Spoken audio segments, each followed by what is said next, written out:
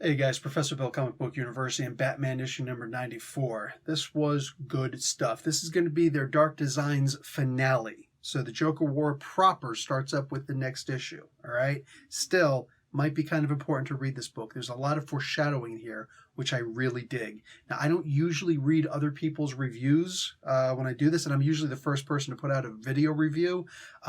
Might not be the case right now because I am doing this on a Tuesday night as opposed to a Wednesday. There are people who actually get their books in advance, you know what I'm saying, from DC directly, and I'm not one of those people, so I don't get to do my stuff early.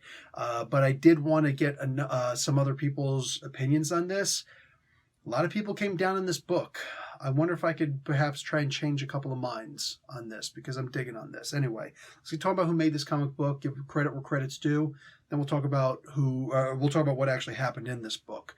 So again, their Dark Designs, the finale. James Tynion IV is the writer. Guillem March and Raphael Albuquerque are on art. David Barron doing the colors, and Clayton Cowles doing the letters. Tony S. Daniel and Tomio Morey do the cover, and there's a variant cover by Francisco Mattina. Batman was, of course, created by Bill Finger. Okay, so a lot of things happen in this book. Batman is hurt. We get to see a little bit of a flashback as he goes back and he's getting taken care of. We see a flashback of this guy who he wanted to be the first person who trained him in detective work at the very least, but wound up being the last person who trained him. And Ducard is mentioned in here. That's the guy who's mainly given credit for the main teacher of the detective work that Bruce Wayne, Batman, has. So this would have potentially changed that, right? Ducard is supposed to be his ultimate teacher, but then who's this guy, right? Well, this guy's not going to teach him how to be a detective. He's going to teach him how to lose, which is impressive, and that can mean multiple things, because apparently this guy's been spying on him for a while. I'm happy with the way that this went. I don't feel that the execution was as good as it could have been, like the doodles. Him doing these little drawings of Gotham, the little Gothamites, Gothamers, whatever his father, whatever Thomas Wayne called them, that's cool. But it would have been nice if Tynion would have started doing this with his first issue of coming on to Batman, right? Picking up after Tom King left. I think it would have been great if he would have just like, okay, here, let's start doing this. Here, let's have Batman do a little doodle here and there. That would be cool, right? He's just doing the same general picture of what Gotham City looks like. Boom, boom, boom, boom, boom. Because if this guy was collecting all of them, that says a lot. You've been tailed your whole life, and you never even realized it. Wow. Now, some of the stuff was a bit of a stretch of the imagination. I can see where you've been fighting based on the calluses on your knuckles. That would take quite a lot. That would take quite a whole lot. You know what I'm saying? I guess you can mostly rule out Wing Chun. You know what I'm saying? Like the calluses would be down here as opposed to up here. But, depending on in general, like it's a stretch. It's a big stretch of the imagination. But everybody does hit differently. I think that Shotokan Karate is the only one that actually teaches the proper reverse punch. Nowadays, every yoga class does it, because it's such an impressive punch. But back in the day, Shotokan separated itself from the rest of the karates because it had that reverse punch, and it was just a great move. There's a couple, like 2, maybe 3 kicks in Taekwondo that exceed everything else that Taekwondo can possibly teach. I'm a 6'5" guy. I didn't need to learn how to kick people in the head. But the stuff that I learned, like the body kicks, ooh, hells yes, But yes, I guess if you were yourself a truly masterful martial artist, you'd be able to tell those things also. But again, it's a bit of a stretch. And I can understand how people who never trained in the martial arts, or at least not extensively, wouldn't understand that. I got that, though. I saw where he was going with this.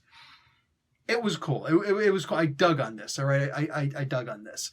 A lot of times you wind up getting people who will try to write a character being a good fighter, but since they've never actually been in a real fight and they've definitely never trained in fighting, you're not going to be an expert in writing this sort of thing. It's one of the reasons why we love the R.A. Salvatore books so much, the Drizzt Do'Urden books, because this guy grew up being a boxer and he knows how to fight. So when he writes his boxing scene or his fighting scenes, they feel like something genuinely choreographed out. You know, I would rather listen to Mike Tyson tell me the stories about, boxing, even if it's observing other people box, as opposed to listening to Johnny Come Lately, who's never been in anything more than a schoolyard, recess pushing match with somebody, or like a grab you and put you to the ground and I'm afraid to actually hurt you, but whatever. I don't want to hear this person talk about a freaking fight. I do want to hear, however, Mike Tyson talk about his fights. That's a huge difference. So if this guy actually knows how to fight, and it looks like he does because he's got that kind of confidence, I'm down with that. You know what I'm saying? It looks like he does, but he also kind of looks like a rat. So it's kind of weird. Maybe it's just because of his age. Anyway, a brand new person on here. Now, how do I actually rectify this all in my headcanon, mind you? Well, we already had the two different Dynamite and DC crossovers with the Shadow and the Batman, respectively. And we learned there that Ducard was actually the Shadow. I just got my blood tingling. That was awesome. And of course, we know the influence more than the Lone Ranger, more than Zorro, yes, more than all of them. The Shadow was clearly the biggest influence on Batman. I mean, come on, bar none, So I totally 100% dig on that.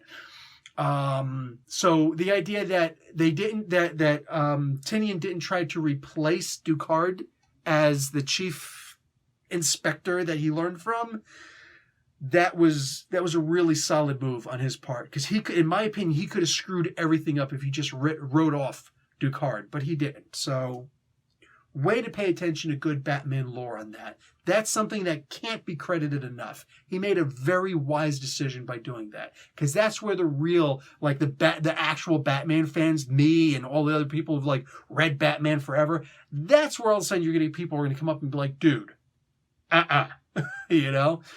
So a couple little people here and there not enjoying what Tynion's doing. Everybody's entitled to their opinion, all right? With me, I don't see Tynion doing anything that's detrimental to the Batman mythos. And for one of the oldest characters ever written about, more Batman appearances in comic books than anybody else, including Superman, I'd say that's a pretty big deal. Right? You got more storyline to contend with Batman than any other character out there. So if you can keep good with the lore addicts, Tynion's the perfect guy to be writing Batman. Thank you for your opinion. I got my own. Anyway, so Batman dealing with everybody here, Bruce dealing with everybody here was interesting. As far as his thing with Selina, yes, of course it would have made more sense for him to say, just wait right there, I'm going to come and get you, as opposed to, I'll just leave it, whatever. A lot of people assuming that, I saw from a bunch of reviews, people assuming that the second that Catwoman Selina was better, that she just, escaped. Catwoman didn't escape. She was taken. She was taken by... I'm not going to spoil what happens in the book, because it's kind of cool what happens at the end of the book. Anyway, she was taken. She was technically kidnapped, but in a not so bad way. She didn't escape on her own. So all of that is just, these are people who really aren't paying attention to the book. It's not even that much to pay attention to. She says it when she wakes up and she says, "Where am I?" You've been taken. Don't worry. I have a certain set of skills. And if you don't bring back my daughter, yeah. Liam Neeson taken. Anyway, like I said, I really dug on this book. I thought that this was really good. I thought this kept to the lore. It expanded Batman's lore. The only thing that I would complain is I wish that those doodles would have happened in previous issues also. And mind you, right now is a weird time for DC with Didio gone, right? They're kind of left in a vacuum where the editors are the editors, but like the publisher is, well, it's Jim Lee. What the hell is Jim Lee going to do? What direction is Jim Lee going to give you? Art direction? That's great for the artist. What about the writers? So, but they still have to deal with all the stuff that happened before, including Tom King's run. Now, me personally, I'm the type of person who would say, no, if I don't like a previous run, if there's more things that I dislike than I do like, I'll just throw the whole thing out. I'm cool with that. I'm cool with getting the hate mail. Like earlier in this, when actually the main cover of this comic book was Batman basically saying, "I'm not interested in you anymore, Selina, piss off." That's like, to me, That's like the ultimate thing that Tom King was trying to do, and nothing against Tom King. But like the ultimate thing that Tom King was trying to do was to show that cat and bat relationship. By the way, that's said in here. It was a little cringy because I'm so sick of seeing the cat and bat, but it is cool. She's like, you haven't called me that in forever. Well, actually, it was only like 12 issues ago, but still, I get what you're saying. 10 issues ago. Anyway, yeah. So when I saw that, I was just like, ooh. So if this cover is to be believed, James Tynion IV is literally saying, so Tom King has been building up this relationship between him and Selena, unlike has ever been built up before. Yeah, I'm just gonna like yoink and yeet. Like that stuff is gone. I'm done with that stuff, man. Like I'm changing Batman. Like he could have done that, and I'm not lying. I probably would have been guilty of that. I probably would have done that myself. I'm like, this relationship got to go. I'm tired of the cat and bat stuff. Yeah, Yep, these guys get... No. It would have been like a Taylor Swift song. The whole thing, I just put the lyrics to freaking comic book words. We will never, ever, ever, ever be together. However the hell that song goes. I think The Rock sang that once I saw in the video. That's how I know the song. Anyway, no, he actually is still in love with her. So when he went to go and get her and he was too late, that happens. That happens. But there was a lot of sentiment in this book. When he goes and he says, oh, she fell unconscious? Put the phone up to her ear, please. Because I still have something to say. Yeah. Yeah, that was sentimental. That was good. Because that's what real human beings do. And that's something that can't be forgotten. All this super meta freaking Batman stuff who can beat up Superman in a freaking one-on-one fight and to me, just nonsense like that. They're fun stories, but come on. You know what I'm saying? I like the grounded Batman. I like the Batman who's on the ground and Joker's a hard person to fight. And it's not like, well, I just got finished dodging with the Omega beams because how did I know they were the Omega sanctions? Whatever. We never heard of those before. They're Omega beams. So anyway, yeah, I don't want to see that Batman. I'm not interested in seeing that Batman. I want Batman in Gotham. I want there to be a bubble over top of Gotham. I want that if Batman has to call on somebody, he calls on the Robins. He calls on the Bat family. He doesn't call on freaking Superman to go and save things. That's not what I want. I don't care if Gotham exists in a vacuum. That's what I want. I want these grounded yet fantastical stories, just not red cape fantastical. I don't want to see that stuff. So I'm really happy with what happened in this comic book. Just about everything in here was great. One of the best moments, and March and Albuquerque got to be given a lot of credit for this, because despite what was said, it was the art that really did it. Deathstroke, doing what he's doing is he's about to like straight up leave Gotham. He's across the bay, and he's looking at Gotham City. The idea that he's just like, this might be the last time we're looking at Gotham as we know it. And that faraway look that he gave, very foreshadowing of what's about to happen with this Joker war. That is how you make a comic book. That is how you plot it, write it, draw it, all of it. That's how you put together a comic book. Now, obviously, if it doesn't live up to that hype, we got an issue, right? Not the kind of issue that we want, the comic book issue. No, now we got an issue with the story. But right now, we're not at that yet. Instead, what we get is we get this foreshadowing that something big is about to happen. Something wicked this way comes. Let's go full Bradbury on this. Dude, this. This is the kind of foreshadowing that I want to see in my comics. How does Batman learn how to lose? Because he's getting his butt kicked here. Is that also foreshadowing? Because it reeked of it. I can't wait to see how that's going to happen in this. And really quick, the thing that Tynion has to deal with, is the idea that freaking Alfred is dead. He's got to live up to Alfred's expectations of him, because all of our parents have a vision for us. They want us to be a doctor and a lawyer and, well, not really much else. And if we go on to become a very successful garbage man who works his way up the ranks, whatever, his or her ranks, and then puts their kids through college and whatnot, maybe that didn't meet their parents' expectation, but damn it met their kids' expectations. And that's what's really important. They lived up to their potential, not their parents' fantasies. So that's kind of what we're dealing with here.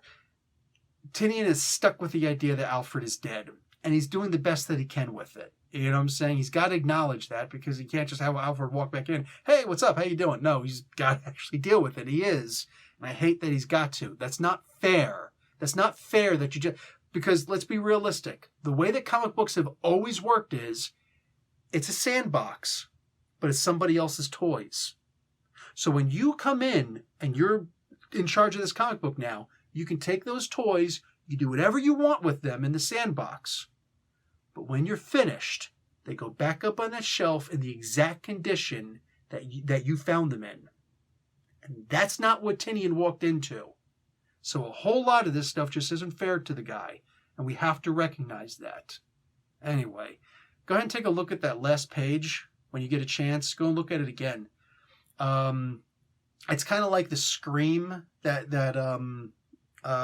piece of art. I can't remember the artist's name right away. Somebody will mention the comic books, and +5 karma points to you for that. But it looks like that, how you can see a whole bunch else in the picture besides just the main focus that you're looking at. There's so much else in there. How many bats can you find, using your imagination, in that main image up on the top? Like, I thought that was really cool. I dug the way that worked. It's not the foreground that's the most important, even though I'm telling you, this is the best I've seen Batman's cape being done in a ridiculously long time. Like, Joe Arpaio, I think he's the only one who's done a cape that's, from my immediate memory, as good as this. Adams does a pretty damn good cape too, but whatever. I love the way that Batman's cape has been done in this. Like, you can actually see the Kevlar plating in it, which is what we've seen before. Anyway, I do like the art in this, especially the background. Really good. All right, and with that, I'm out. Finally, a long one. Guys, I'm sure that there's going to be a video that plays at the end of this. If it does, please consider watching it or letting it play. It's the only way your favorite YouTubers get paid. And a like wouldn't kill you. You know what I'm saying? Anyway, hope that you were entertained. This was a good comic book. And I think that most of us can just sit back and enjoy, and maybe be careful about some of the reviewers that you pay attention to, because some people are coming down on this and I just don't see a good reason for it. But I'm out. Professor Bill, Comic Book University. Class dismissed.